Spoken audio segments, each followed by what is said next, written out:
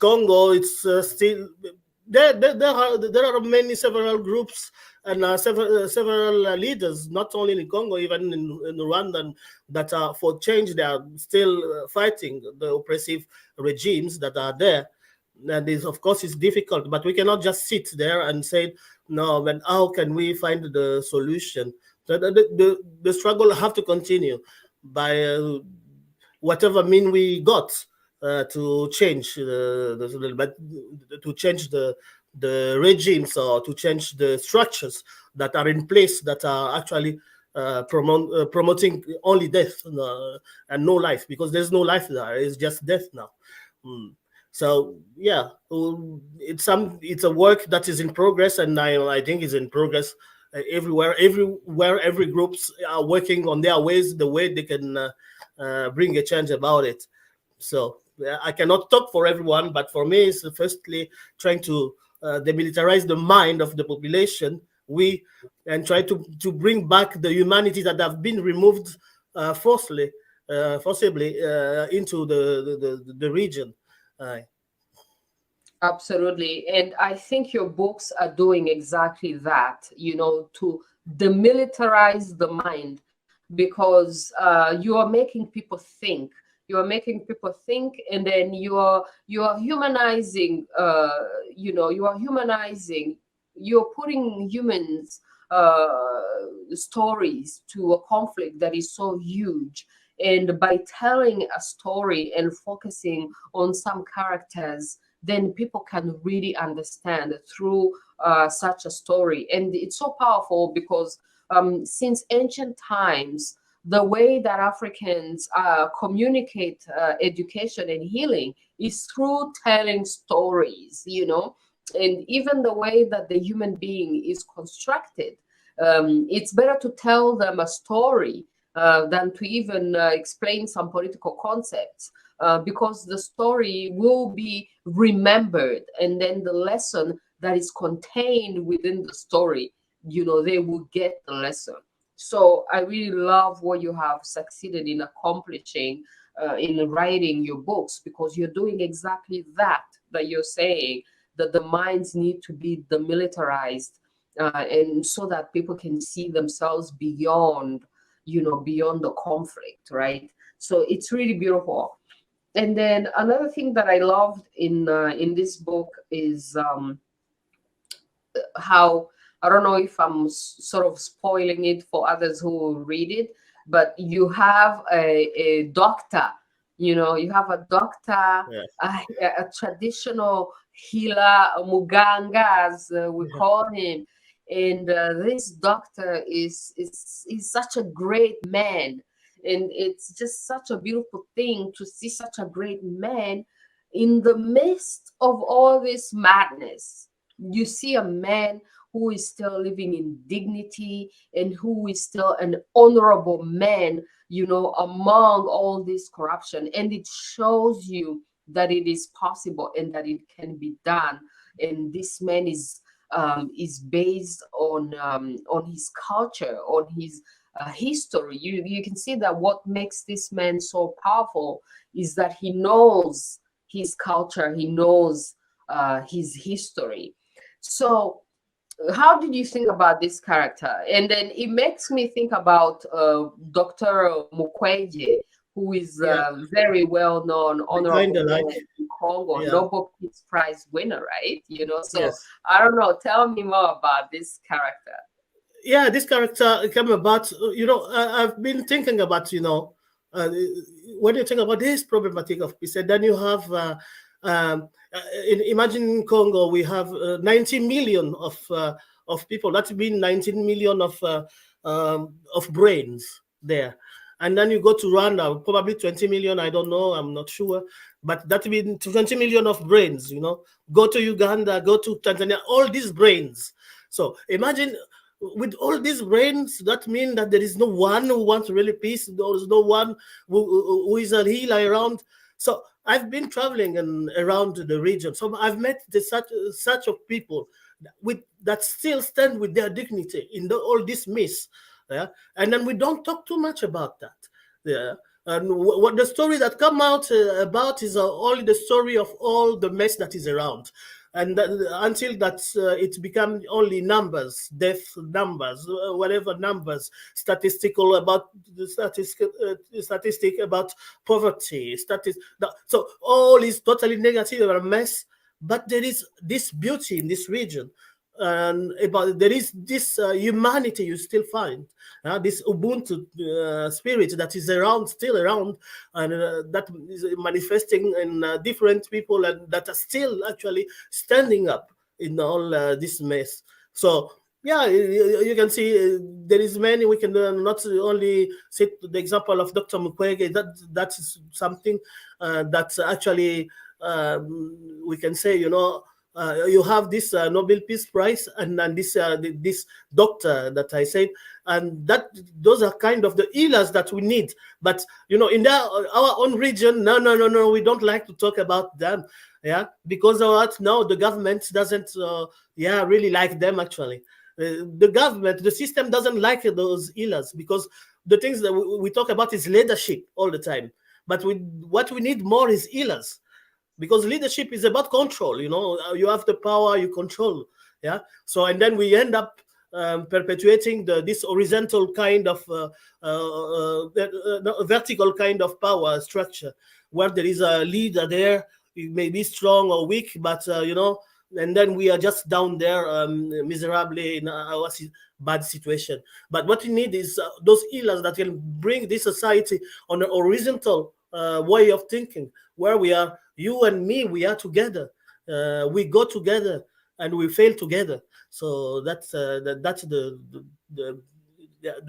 real role of the healer in our society, and that we need actually to promote those people, those voice that are there actually, and standing up, even when sometimes they don't even talk, but their work, the small things they do, trying to just meet people, bringing people together, very important. Absolutely, absolutely. It's like tell the good story, the good stories that are inspiring, so that even the next generation can see those examples of the good people and the good story, so that they know that there is way more than, like the bad story are way more broadcast than the good story. Yeah. But people need the good story even for healing. Yeah. We need to inspire people to the good stories, and that's help actually to the healing, and it help also to changing the structures of power, because that is true healing, that we can change also the structures of power, because we are totally traumatized, not only by colonization, but already back, by whatever they've done against us, slavery, and today by globalization. So when they start their wars become global wars. And then, even though we have nothing to do with that, so, and then when it come down, of course, they are still them trying to give us weapons, even though we don't produce those weapons. But we are talking about all the time having a strong military, but the strong military to do what? To fight against each other. There are some countries, some nation around the world who don't have those strong militaries, but they're living in peace. So why is it only us? Yeah, a question. Absolutely. If you're going to have a strong military, you should at least be to defend Yeah. the country, not to attack your own population. No.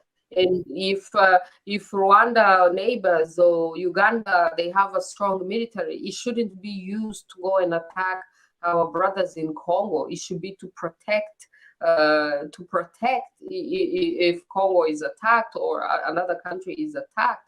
But it's really shameful to see African countries, and even when they have strong militaries, like it's in the case of Rwanda, then that military is used to destroy our fellow Africans, and then the military is also used to defend the French interest in Mozambique, defend the French interest in another African country, defend the British interest in some other far land. you know. So even this strong military is not serving African interests. So what's But we call them we call them strong because they are oppressing us. They are just oppressive military, oppressive groups. I cannot say that in Africa we have this strong military, because if we had this strong military, we couldn't be fighting each other. We will be actually protecting the interests of the African people, the continent. We will be standing up against all the dictates that come from France, from the US, from the Europeans, as per se, if we say that what we will be using on our defenses. But no, our defenses, we use it to oppress ourselves and to perpetuate the cycle of all the misery that is found there. And then sometimes we talk about we have some good example of good economy, good peace, but the only things we have in the region is negative peace. Yeah, it's not a peace that is sustainable for long term. As long as there is no trouble around there, so you will be not. You will never be in peace at all. So it's just oppressive groups controlled by one person mostly, one person or one family or one group, and for the interest not of the our population, but the interest of themselves and the power outside. Wow, RAIS, thank you so much. This is so inspiring. I love what you're doing. And just to end, you know, as we end this show, there's something that also touched me was you know, when you see that the population of Congo and the culture of Congo, which is usually a very like the hospitality, you know, and they're so generous and they have great sense of hospitality, and they have this want to generosity, humanity. And then this sense of hospitality is getting destroyed because these populations have been attacked, they have been abused, you know, they have only received predators who have abused their hospitality and their generosity, you know. And this is, you know, it's so touching, it's tragic, because it's like you see a nation which is so welcoming, which has welcomed so many people. Like a lot of Rwandans have lived in Congo for generations, and they never had any issues in Congo for generations. And it's only when they betray the trust and they work, they collaborate with the invaders or the predators, that then the population retrieves and is now, you know, suspicious, to the point where they now suspect even their own, you know, their own people, to the point where, you know, one of the main characters in the book has, you know, problems with the population, even though he's completely innocent. But because the population has been so abused, then the population is kind of reluctant to practice that Ubuntu anymore. You know, like, what do you think about that? And how are we going to get out of this? Because this is something that we have to preserve, you know, the Ubuntu, the sense of hospitality, the community. This is something that we have to preserve, but they've been so abused. So it's natural and normal that they are now less trusting. But how are we going to heal this? Because it's still so needed, and we can't lose that, because this is like the essence of who we are, you know? Yeah. The way to do that, actually, it's not it's you and me. What the work we are doing, yeah, is already on that way. So we are many, even though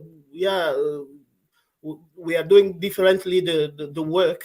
To bring about this the knowledge, also to bring about actually the sense of dignity back to these places to our people, because there's the sense of dignity that is lost when you don't feel anymore as a human being. So you will just behave as a totally animal. Today they are teaching us about survival, but the things we need to teach more about living, and the living is the living together, not surviving. Surviving is for animals in the jungle. So it's the work that we do wherever we are. Uh, Different activists, political activists, healers, poets, writers, journalists. So to try to bring in not only the only I can say, as I said, try to demilitarize the mind around, but also to bring out new ideas. Because also we need to evolve. We have seen different system around. We know what doesn't work there, what can work there, but we don't need to just copy everything. So we need to create something that can that resemble us, and that resemble us is about all this Ubuntu philosophy and other philosophy that we got in Africa. So, but system that actually reflects on our society and now and on our need. Yeah, not what other people define as. That is about teaching, education, still doing the work, even though you feel alone. I know I've been sometimes depressed about all this. But I said, when you look at nights, you see the stars, in the darkness, in the firmament. So you can say that is the stars that are there. There can be only one, but still in the darkness, it will be just shining. Yeah. So this is the way we have to see things. Absolutely. I thank you so much for being a star in the sky and shining light, even though there is so much darkness surrounding the issue. This is exactly what is needed. People need to see these stars shining, and I thank you so much for being one of them. I have here a picture of you on tour speaking.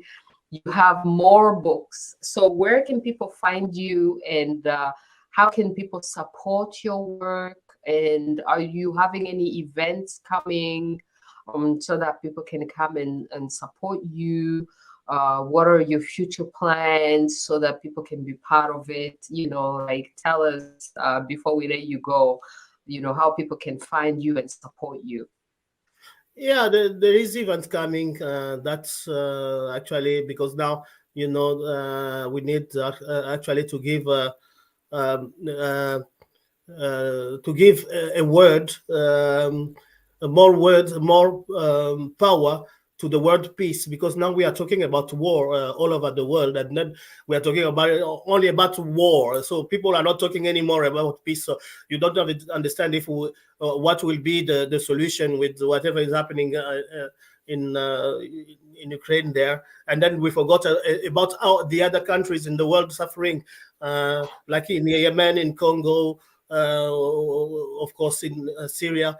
We have forgotten about the Palestinian. We have forgotten about all the wars. So now there is only one war that is, yeah, that is they're trying to make it our wars. Yeah. So and then yeah, so there is event on that sense. I'm trying to invite some other poets from different countries, nations like Pakistan, Yemen, and do some and do something together. That will be in the coming 6 months. So it's still in preparation.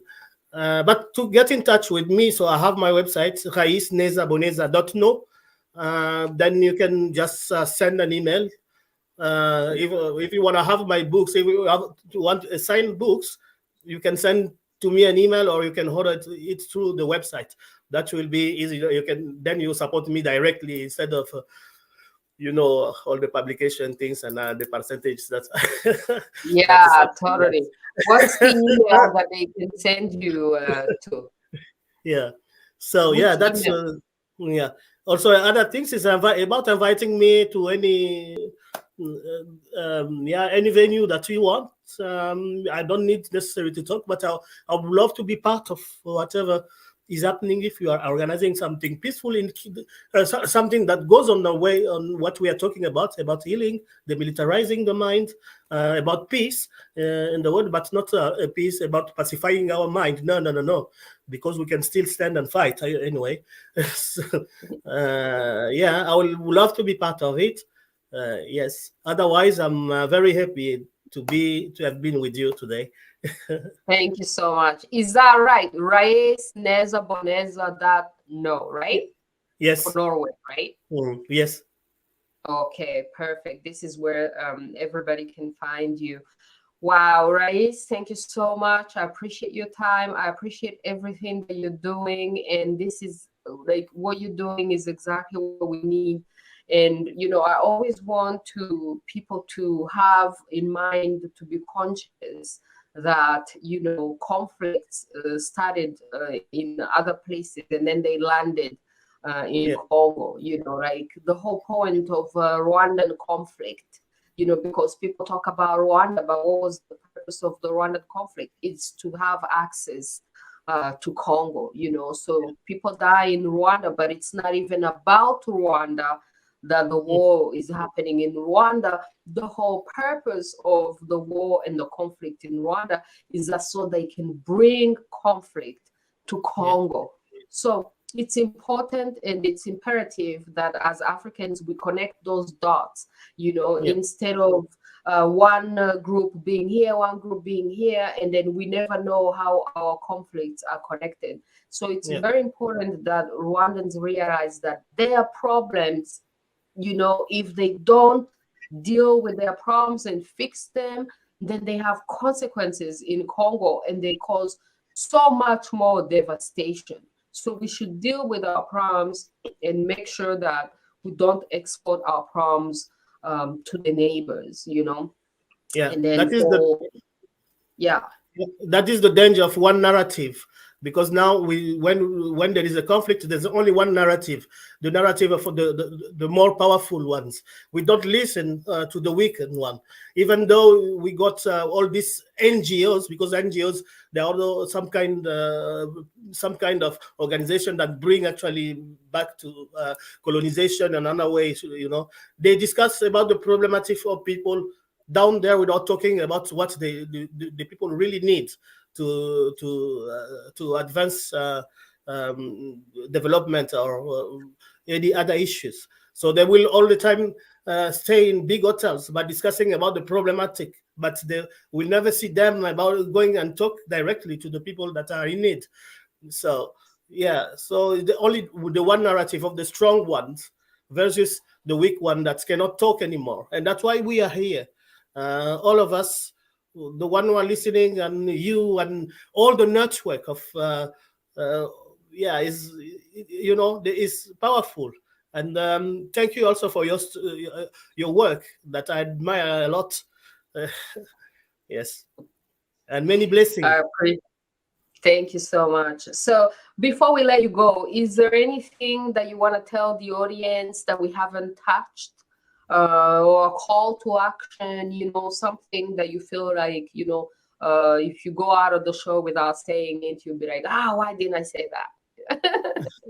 Probably there is a lot of things we didn't talk about, but the only thing that's we for will sure. definitely have more conversations. We will definitely have more conversations. It's the first time that you're on the show, but it's not the last time. We will definitely continue the conversation, and I'm listening, you know, and then every time you have new books, I'm gonna buy all your books and I'm gonna keep promoting them because I love your work and I love how well it's written, and it's like a painting, it's like poetry, and at the same time it teaches you about life, about history, about spirituality, and then at the same time it tells you the conflict. Like, it's really very well done, and it's not too big. You know, some books are so big and intimidating and you're like, oh, I can't read this, it's too much, you know what I mean?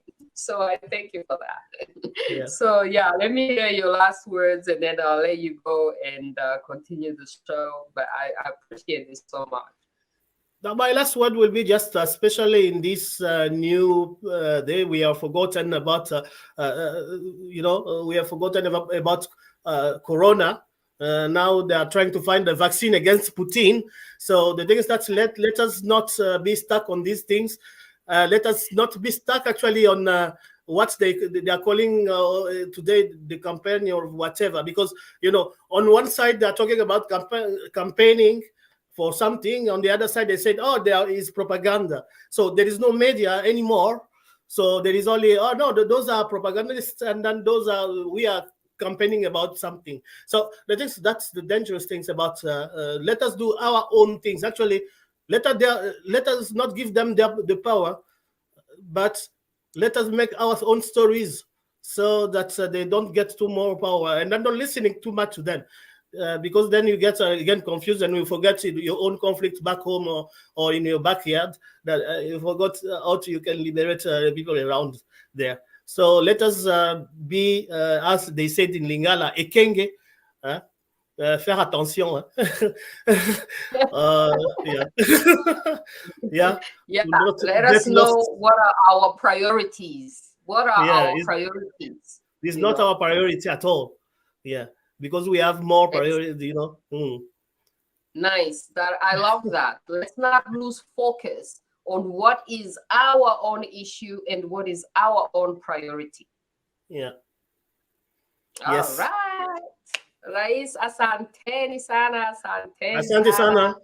sana. Nimeipenda sasa hii vitabu yako nimezipenda sana, na hiyo amani, yani ni amani, Yeah, asante sana kwa tutaongea. leo. Urakoze. Urakoze. Mbote. Yeah. Okay, we shall speak again. Thank you so much. Bye. Bye. All right, my people. So that concludes the English